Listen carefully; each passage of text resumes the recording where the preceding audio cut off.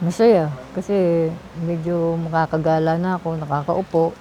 Hindi napigilan ni Rowena ang kanyang emosyon nang matanggap ang bago niyang wheelchair na handog ng tanggapan ng pangalawang Pangulo.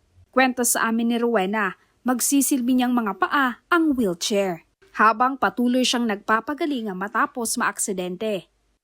Ako po ay nahulog sa puno ng star apple. Pagkatapos, nalaglag ako sa bubong namin. Pagkahulog ko, yun, nirescue ako ng mga kapitbahay ko. Yung ambulansya, dinala ako sa ambulansya dito. Diniretso ako.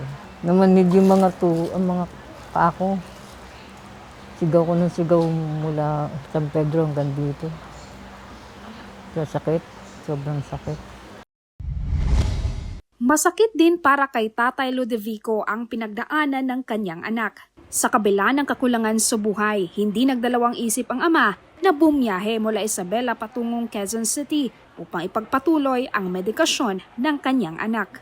Dahil hindi siya makahina nakaupo sa bowl, yun gusto niyang tumayo, yun nadulas siya sa dalawang beses siya napasalampak.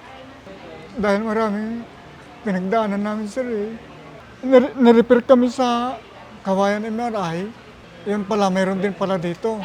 Yun nagka-double gastos na kami.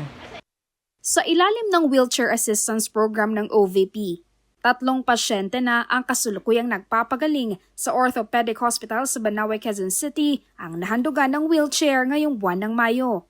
Layunin ng programa na maalalayan at mabigyan ng ginhawa ang mga kababayan nating higit na nangangailangan.